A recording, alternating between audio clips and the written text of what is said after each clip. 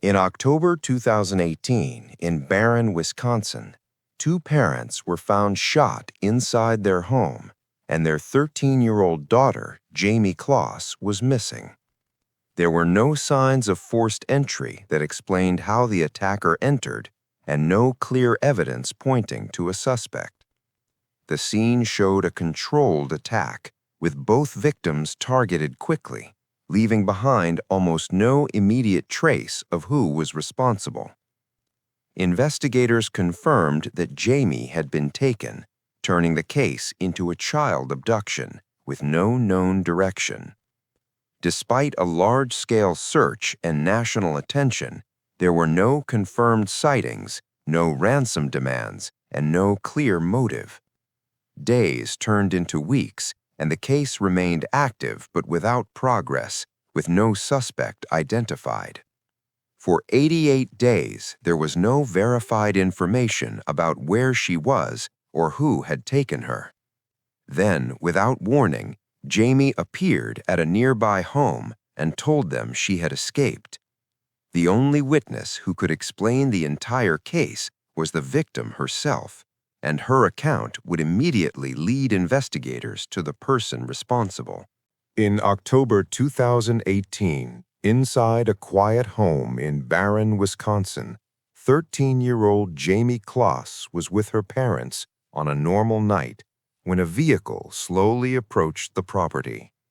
The driver had already selected the house in advance, having driven past it multiple times, identifying it as a target without any personal connection to the family.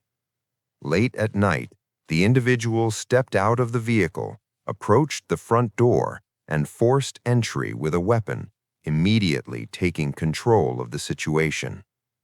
Jayme's parents were confronted first, and within moments, both were shot inside the home, eliminating any resistance before the abduction began. The attack was direct, controlled, and brief, with no prolonged struggle and no opportunity for intervention from neighbors. Jayme was then located inside the house and taken by force, with the attacker maintaining control and preventing any immediate escape. The entire sequence, from entry to exit, was completed within minutes, leaving behind a scene that showed precision rather than chaos.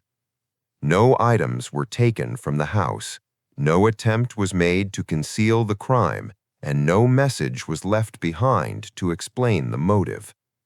The attacker removed Jayme from the home and transported her away from the area, leaving no immediate trail that could be followed.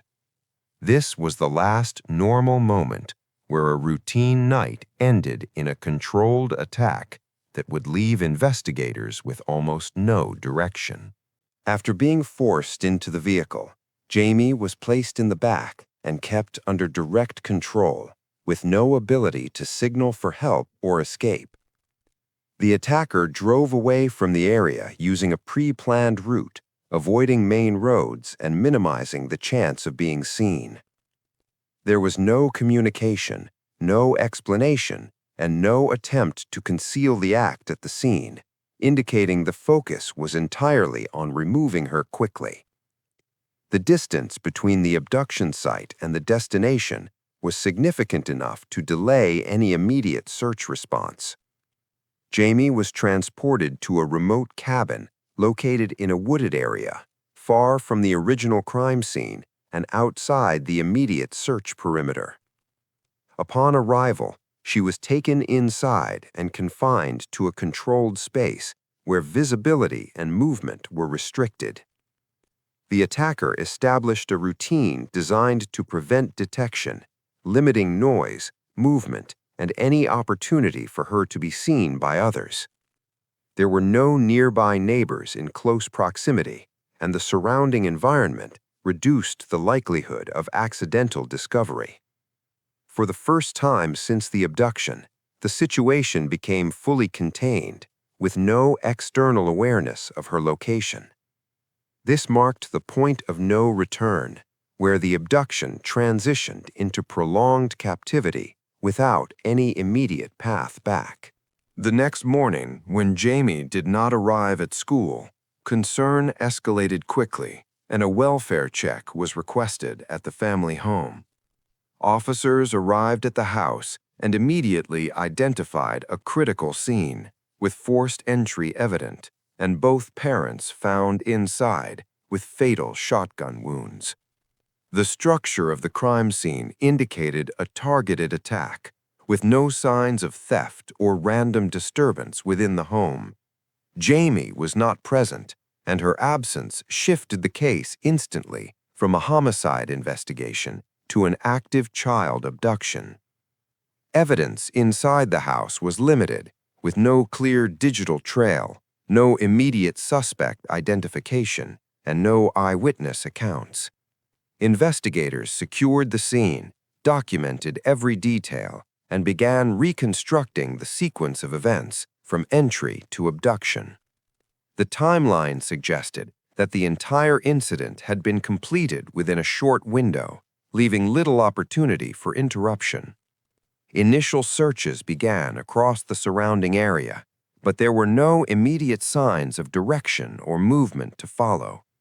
The lack of leads created an urgent but uncertain investigation, where resources were deployed without a defined target.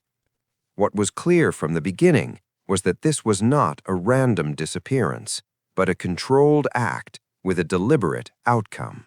In the hours following the discovery, investigators began building an initial theory based on the limited evidence available inside the house. There were no signs of theft, no communication left behind, and no indication that the crime was random, pointing instead toward a deliberate and targeted act. Despite this, there was no known connection between the family and any potential suspect, leaving the motive unclear from the beginning. Digital analysis of phones, computers, and nearby surveillance produced no immediate leads that could identify the person responsible. The lack of a suspect profile forced investigators to consider multiple possibilities, including unknown offenders with no prior link to the victims. Public alerts were issued, and Jayme's disappearance quickly gained national attention, expanding the search beyond the local area.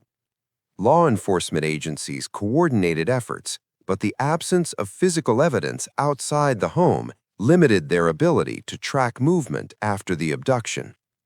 Every lead that emerged was investigated, but none provided a direct path to locating Jayme or identifying the attacker. The investigation remained active, but without a clear direction, progress depended on information that had not yet surfaced. What appeared to be a targeted crime had no visible origin, leaving investigators with a defined event but no identifiable source.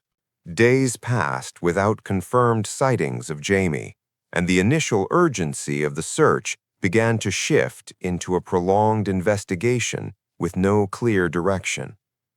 Search teams covered surrounding areas, including roads, wooded regions, and nearby properties, but found no physical evidence leading away from the house.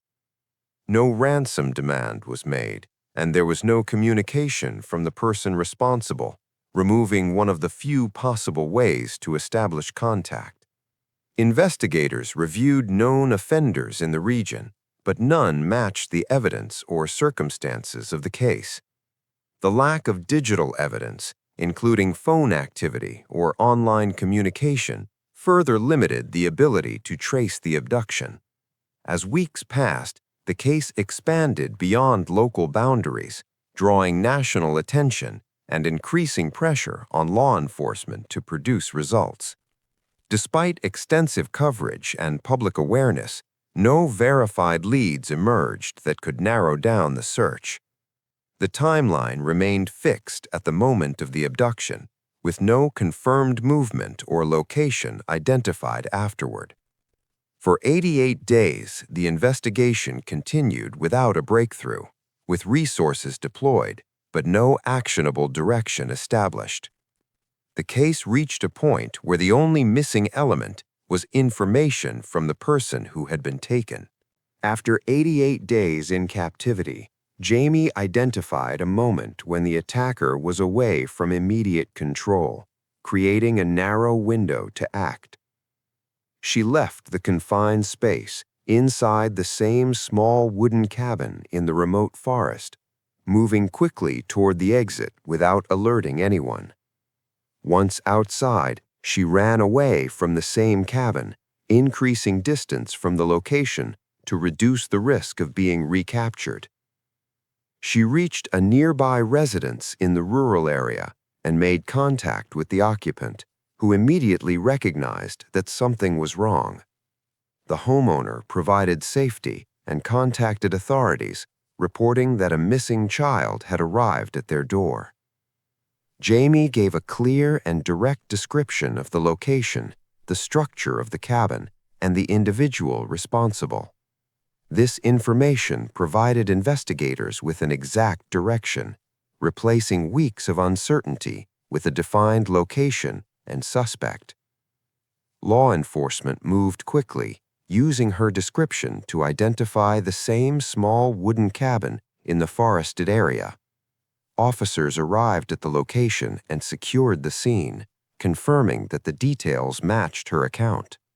For the first time since the abduction, the case shifted from unknown to identified, driven entirely by the information provided by the victim. Within minutes of receiving the call, law enforcement shifted from a missing persons search to a targeted operation based on Jayme's description of the suspect and location. She provided a clear account of the individual, including physical build, clothing style, and behavior, along with details of the same small wooden cabin in the forest. This information allowed investigators to identify a specific area and narrow the search to a defined location rather than a broad region. The suspect, Jake Patterson, was located driving in the same rural area shortly after the escape and was stopped by law enforcement. During the stop, Jayme was able to visually confirm that he was the individual responsible for her abduction. He was taken into custody without resistance, ending the immediate threat and confirming the identity of the offender. Investigators then secured the same small wooden cabin where physical evidence matched the details provided by Jayme. The case revealed that the attack had been premeditated, with the suspect selecting the target in advance without any personal connection. He later admitted that the act was driven by a specific fixation, not by prior relationship or opportunity. What began as a case with no suspect, no direction, and no evidence outside a single location was resolved through one decisive detail, the victim's direct account, which connected the entire sequence from abduction to arrest.